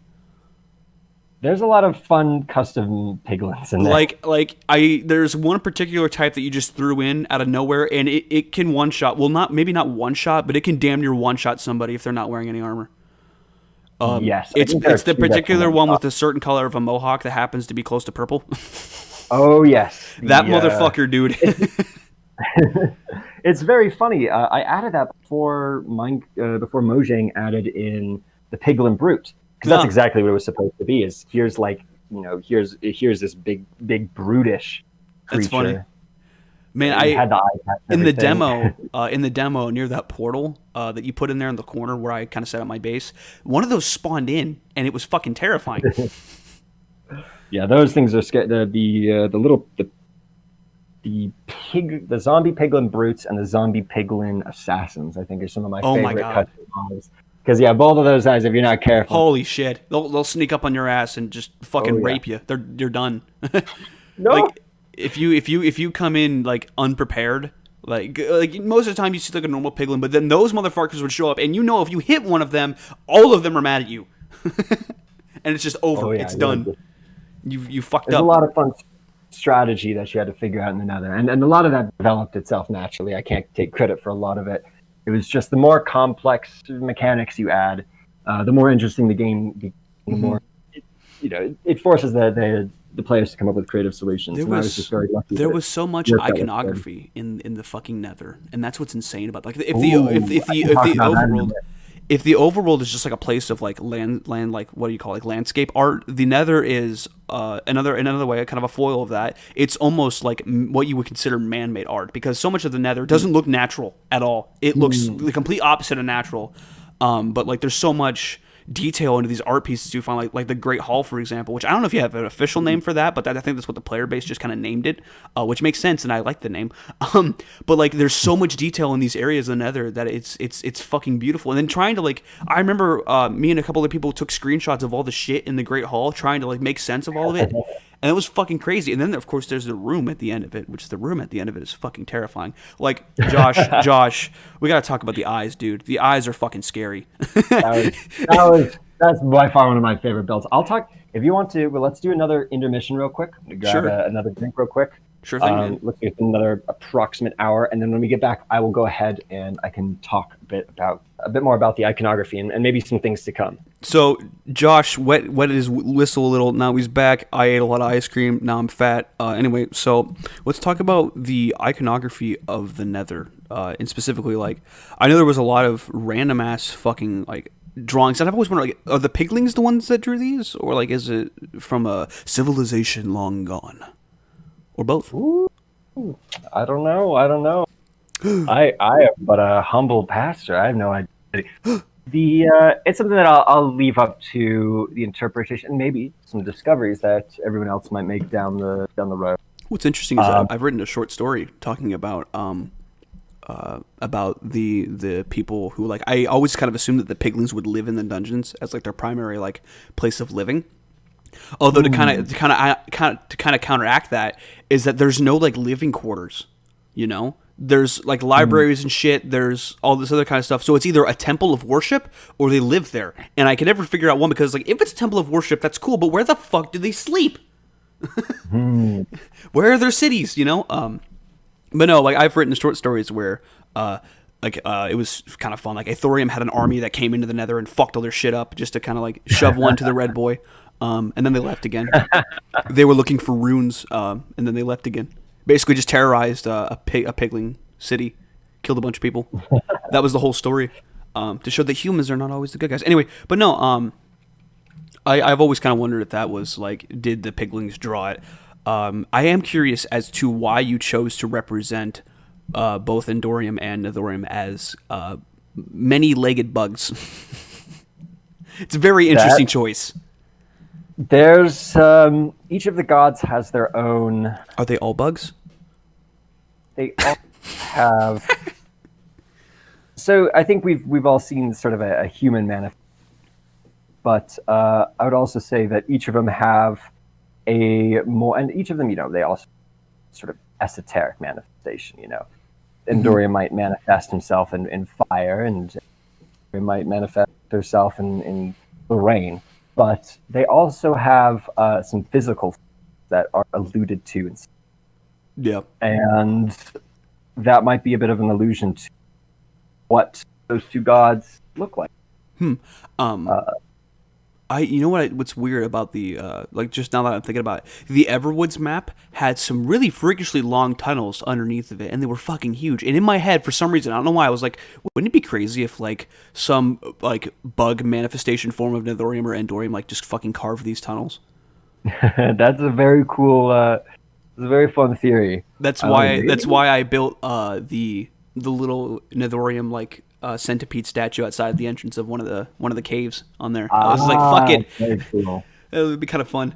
No, but are they all bugs? Is Aetherium a beetle?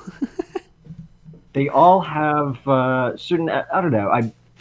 I feel like this is too spoilery. If I even giving away that they have some sort of physical appearance to them. They all. One thing I really wanted to explore with gods, a more Lovecraftian sense of what it meant to have a god, which is, you know, this thing itself is immense and inhuman, and in many ways its appearance is incredibly frightening. You know, like Old Testament angels, flaming rings with thousands of eyes. You know, I wanted some of the deities Eversky to have a similar feel to them. And I think that while they do have a more human aspect, especially in terms that they are sort of odd beings similar to the deities that you'd find with, you know, Roman or Greek mythology. I guess they're sort of the same. Yeah.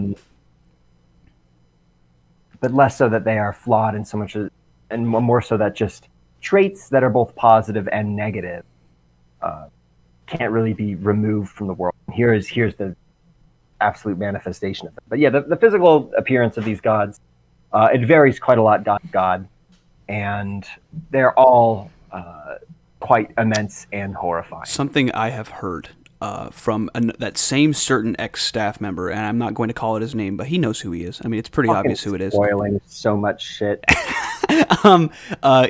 It may or may not be true.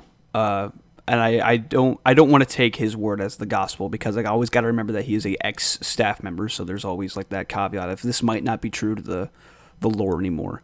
But spoilers in case it is true, or is even if it's somewhere in the ballpark of accurate, I don't want to give that away to anybody. So I don't know, skip like 30 seconds ahead or even a minute or two. But anyway, I was told that the Nether itself was a representation of sort of like flesh and was literally Nethorium.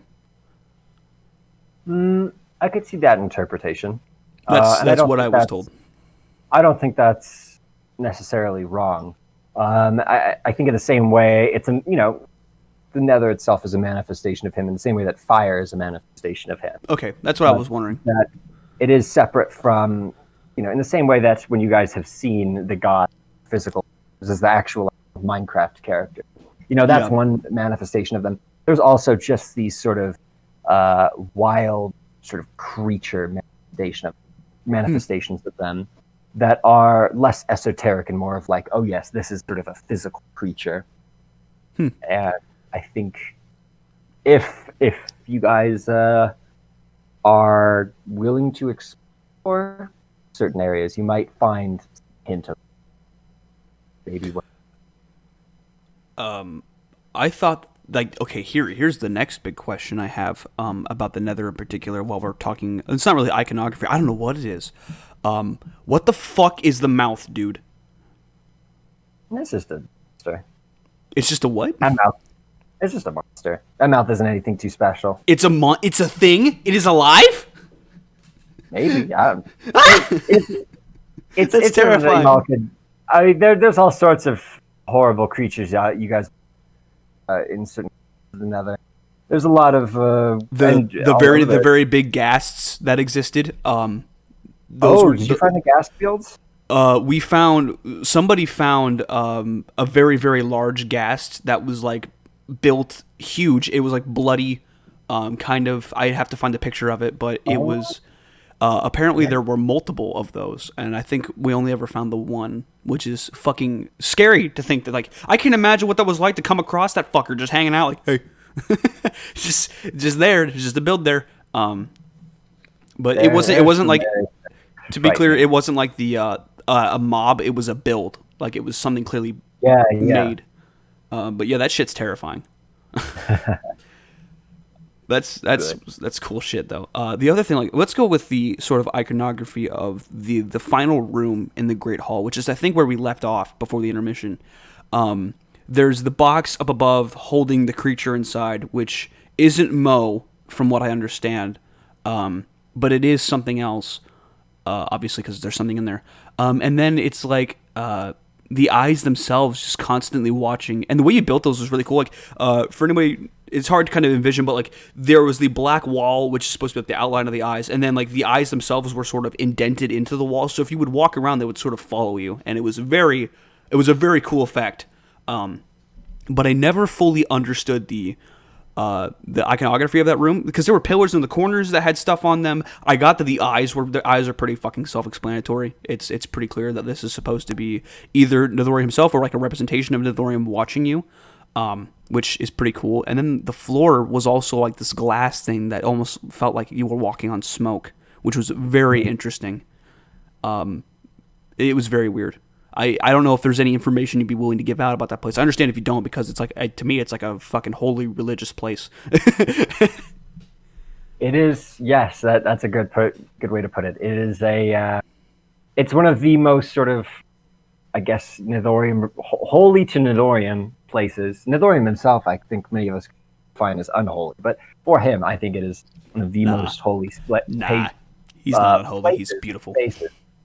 And I think that there's some stuff there that, I don't know, I think it's one of those things that I'm fine to player interpretation. I don't want to confirm anything or deny anything about that room. That's cool. That's fine. If you like stuff like the murals in the Great Hall, are incredibly fun. I do have to give a shout out to both Raven Bunny, Olivia, and Kit. They were the ones who made the majority of. I told them, there was a bunch of other projects I had to work on. Mm-hmm. And I had asked them, like, hey, you guys know how to do some pixel art. Can you do like some pixel art? here's some of the ideas that I have. If you have any other ideas, you can feel free to add them in. And then I made them all stylistically cohesive. But yeah, they were the ones who actually designed a mural based on some very vague descriptions that I gave to them. Some more literal, some more vague. But in the upcoming Eversky release, you guys are going to see a lot more stuff like that. Cool murals, imagery for you guys to draw interpretations of. Yeah, because even in the dungeon you put in the demo, there was that room, the entrance of it that had all like the Ethereum kind of iconography on that. I was like, whoa, someone needs to study this because it's really interesting. That gives some pretty big hints about what's coming in the new map.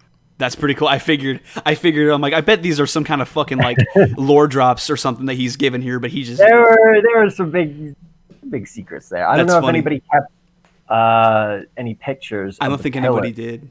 That were in. I don't know if anybody has any pictures of the pillars in Great Hall. I have no idea. Pictures of the murals, but between the two of those, you guys, there's some. The lettering that I put down is not just for. There's some interpretations maybe to get from. But I don't want to go too much into that. That's pretty cool. One of the murals in the Great Hall, when I specifically remember seeing and wondering what the fuck is this, is a sword in the stone kind of deal, and I just. Very interesting, whatever that is. That's all I'm saying. I'm not asking you I'm not asking you to reveal the meaning of it, but I'm just saying that one in particular interested me because I was like, who gets that sword? Where is it at? Where can I find it? More pictures of stuff like that to come. Yeah, that's pretty cool. There's just so much shit, and I kind of figured there were murals of the ghasts in that Great Hall, if I remember correctly. So to take that connection and go, okay, so this is in here, and there's a real version of that thing out there in the Nether. So I'm wondering, like, even the Wendigos were on there. There were, obviously, the Piglings were, well, I guess they were pigmen back then. They were on there. So it became a game of, okay, what is on here that it also actually exists? And then what is just supposed to be, like, an artistic representation of something? And that was really fucking fun to do. And, like, it's such an interesting thing because it's like, you built this world that is so in-depth, and there's not even, like, it's a fucking Minecraft world. And all this shit it goes so fucking deep, and that's what's so interesting about it. But yeah, I hope that in the new Eversky you certainly put in a lot more like sort of iconography kind of stuff, because that would be, I'm sure a lot of people would love it, because iconography it's better than like giving books of lore, because the books kind of just, they tell you what it is, but iconography can show you, and it also leads to the possibility that someone will interpret it wrong.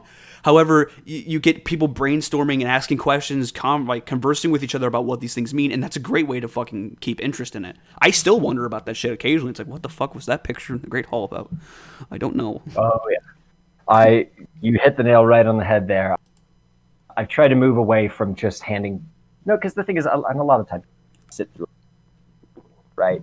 They want the world to tell a story for them, and I've definitely tried in this new map to, sort of indicate. There's not going to be, the story of 1,000 bones or anything like that. There's going to be a lot of stuff that you can, just by observing the world, observing certain structures, you'll be able to understand and get an idea, or have, information given through dialogue. There's not going to be a whole lot. I'm not planning on, at least, not having a whole lot of books that are like full canonical everything. Here's what happened from year this to this. Like, no. There is going to be, I do want to mention, for players who like to write, who like to discover and sort of catalog, one of the new mechanics that I'm going to have. AJ, that's literally AJ. Anyway. To get excited about is we are going to have an official wiki this time, something that before I really wanted to let players, confirm and deny things for themselves. I wanted there to be an air of mystery about everything. Nobody's really 100% sure. But there's some stuff that, I don't know, I think there's a certain joy, completionist joy to cataloging, all the biomes, to cataloging all the animal features, to cataloging all the, characters. And so the new thing, there's going to be, the Eversky wiki that players will be able to add to and contribute to. And players who create stuff, who write stuff for these, they'll also get sort of in-game reward, and there's going to be some interesting in-game manifestations of the information that it collects. Cool. I want to. I will talk about what I want. I will let you ask the questions. I'll start. Sure. I suppose if you're going to allow people to edit the wiki themselves, are you going to be the one to like moderate it? Like obviously you can't just let people put N words on there, you know. Yeah. No, yeah. Well, that was before. I was like, I don't want to moderate. For example, I'll be moderating, and I will basically once a page has been completed, once everything has been added to it, I'll put a cute little icon that confirms all the information on there is correct. Okay. And all the information on there, there is all the information that exists on there. I think one fun thing I might add just everybody to get their kicks in. I might add a little bit of trivia on the bottom about a certain concept. That's describing pretty cool. that. Maybe not exactly my fucking director's commentary. Nobody gives a shit. But what do you think this interview is? Some little some little fun aspects about why something is named that way. There's a lot of things that are to real things. I named the butthole pyramid because the top looks like a butthole. Pretty good, yeah, right? Right, exactly like that. And except not literally that, because that would be disturbing. Once a page is, who are you to judge? Once a page is complete, it'll be locked, so people can't edit it anymore. Oh, right on. Yeah, nice and static. Cool. That'll also let people know that they've successfully done it. Good job, kiddo. Pat on the back. You get a Twizzler. Exactly. There you go. Good job, kid. You did a good job. Go ahead, keep it. It's yours. Anyway, yeah. So I'm really looking forward to this. I think everyone on Eversky is looking forward to this. Before we go, Josh, do you have any last words before I murder you through Discord? I don't think so. I mean, I hope that everybody who's listening to this enjoys. I thank you again for having me on. It's very fun. My pleasure. Thankful that I get to be a part of your up and coming channel. It's very exciting. I've watched all your videos and I'm a big fan. It's really cool that you're creating this content and hunting that down. Thank you. And I'm trying to do the same thing myself with just chasing. It's important to chasing that dream, dude. Yeah, right. To chase that creative energy. That's what everything's all about. Is making stuff. I can't wait. I hope that I can make something for all of you, and I hope that you can all enjoy it and maybe make some stuff for one another. Epic. Josh, what do we do? What do we do to the like button around here? What do we do to it? We smash that like button. Oh no! Hold on. We take it and we slam dunk it through the hoop. I'm not gonna say what you wanted me to say, Gary. I don't condone that type of joke. Not good. I don't like that. Fine, then I won't say it either. Fuck. That's one way to get me to not say it. I mean, we'll kill all the fun with it.